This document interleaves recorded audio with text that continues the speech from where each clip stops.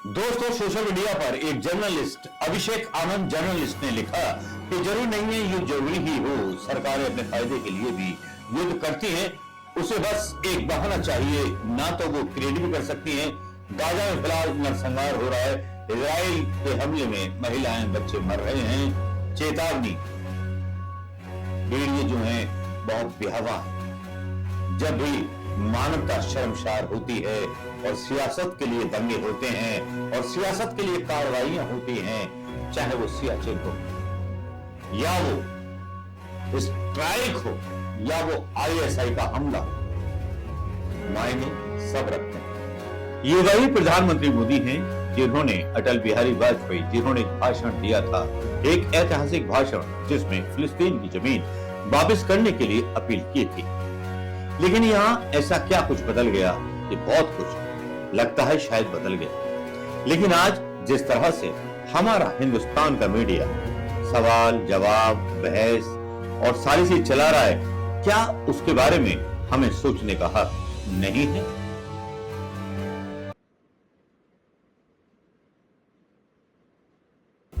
अरे पीएम साहब बोले और बात ना हो। पीएम साहब तो बहुत कुछ बयान दे देते हैं और पीएम साहब जब बयान दे देते हैं तो गोदी मीडिया भी इस तरह की बातें चलाने लगता है, बोलने लगता है कि इजराइल के पास इतनी सेना है, 11 लाख सैनिक हैं, ये है वो है और फिलिस्तीन को तो हम चाट जाएंगे।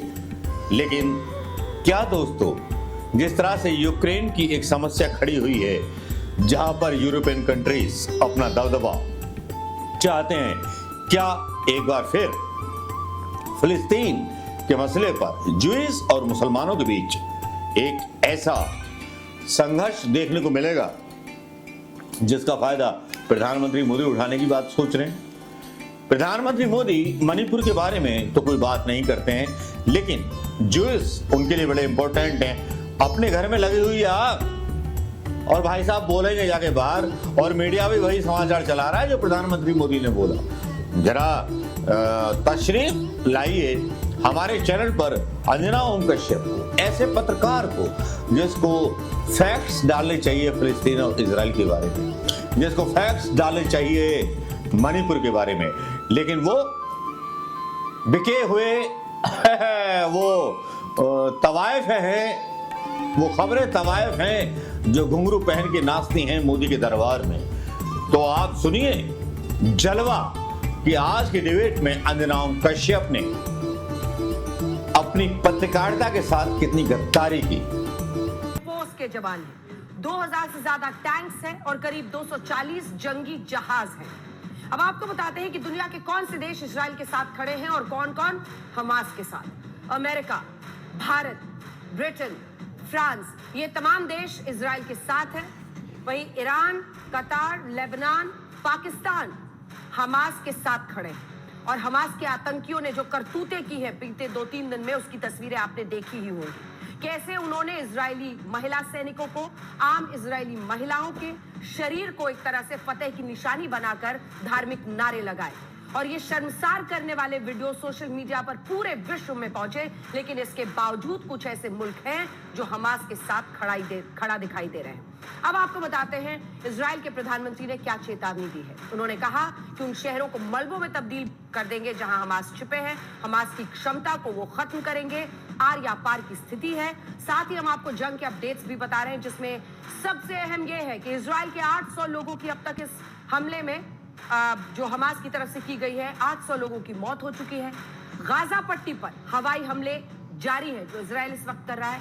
इस बीच ईरान ने ओआईसी देशों की इमरजेंसी बैठक भी बुलाई है। देखिए ओआईसी देश और उनकी क्या नीति रहती है, वो किस तरह का दबाव बनाने की कोशिश करते हैं, इन सब पर भी हमारी नजर रहेगी। हम इजराइल की ताकत, हमास के आतंकी हमले से जुड़े तमाम पहलुओं पर चर्चा करेंगे और ये जानने की कोशिश करेंगे कि क्या वाकई इजराइल हमास के आतंक को खत्म कर देगा हमेशा के लिए। हमारे साथ हमारे 2 सहयोगी सीधा इजराइल से जुड़ेंगे। गौरव सावंत हमारे सहयोगी और आशुतोष मिश्रा हमारे सहयोगी हमारे साथ सीधा इस वक्त जुड़ रहे हैं। आशुतोष, हमारे जाबाज रिपोर्टर आपको दिखाई दिए इस वक्त स्क्रीन पर, जो इजराइल से हमारे साथ जुड़ेंगे। लेकिन इससे पहले भी खास मेहमानों का हम आपसे परिचय कराएं। ये रिपोर्ट देख लीजिए, फिर चर्चा की शुरुआत करेंगे।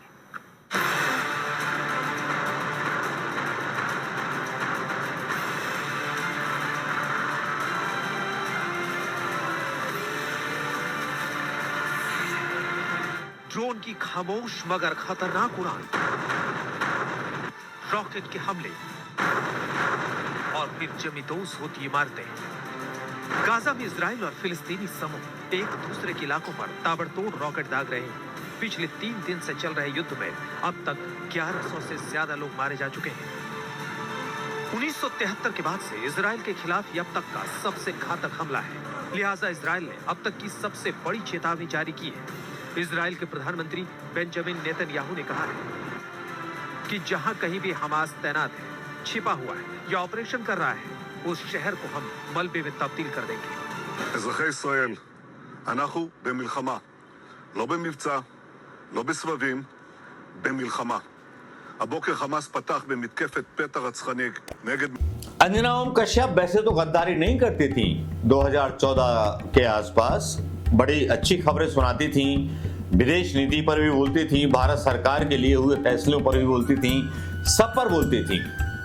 लेकिन आज गायब हो गई।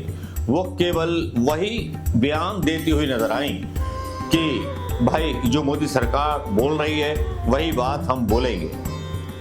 कांग्रेस ने फिलिस्तीन पर इजराइल के विरोध का मतलब इजराइल के मतलब हमले का विरोध किया है। ये एक वाकई में अलग बात है और मेरा मानना है कि भाई दोनों तरफ से जनहानि हुई है। इजराइल में भी लोग मारे गए, हमास में भी लोग मारे गए, फिलिस्तीन में भी लोग मारे गए। तो ये समस्या तो हत्याओं की हुई, मानवों को मारा गया, इंसानों को मारा गया। काश हमारे देश के प्रधानमंत्री ह्यूमन राइट्स पर बयान देते, लेकिन प्रधानमंत्री मोदी को नहीं था। लेकिन राज की बात क्या थी कि प्रधानमंत्री मोदी ने बयान जो था इजराइल के पक्ष में दिया।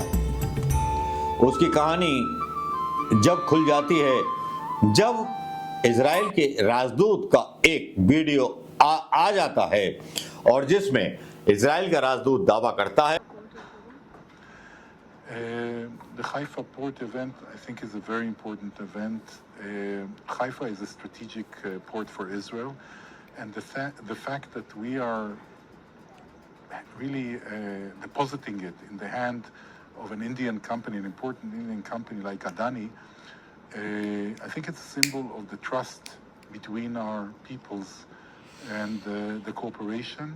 And I hope that this port, investment in the port, will be just the opening element of a long string of future cooperations in the economic field. Thank you. Israel के ambassador ने पहले तो भिगो के मारा कि हमें किसी की जरूरत नहीं है, हमें किसी की मदद की जरूरत नहीं है, कभी किसी से समर्थन या मदद नहीं मांगा।